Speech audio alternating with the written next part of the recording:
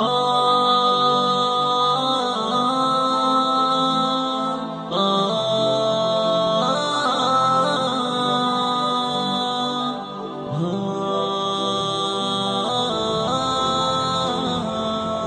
صدای حافظ عبدالصبور.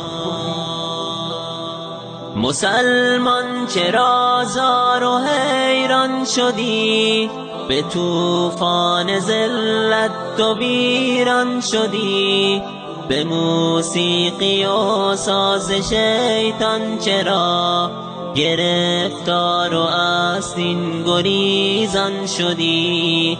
کمین گشت دشمن برای شما، چرا غافل از مکر شیطان شدی؟ زمانی لبت غنچه خنده بود، چرا ای برادر تو گریان شدی؟ زمانی لبت غنچه خنده بود، چرا ای برادر تو گریان شدی؟ مسلمان چرا زار و حیران شدی؟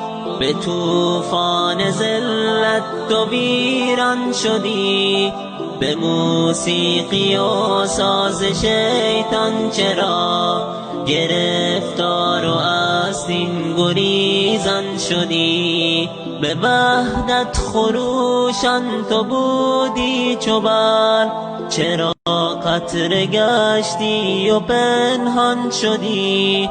چراغ هدایت خموش است و تو کنون خالی از نور ایمان شدی. مسلمان چرا زار و حیران شدی؟ به طوفان ذلت تو ویران شدی.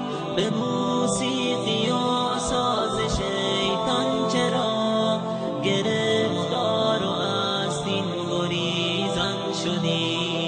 ندیدی مگر عزت دین به خود؟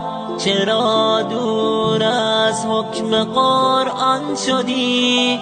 به آزادگی بوده اید که توست، چرا پا به زنجیر و زندان شدی؟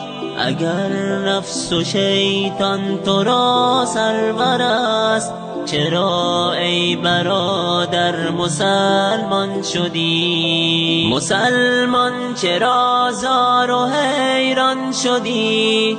به طوفان ذلت تو ویران شدی.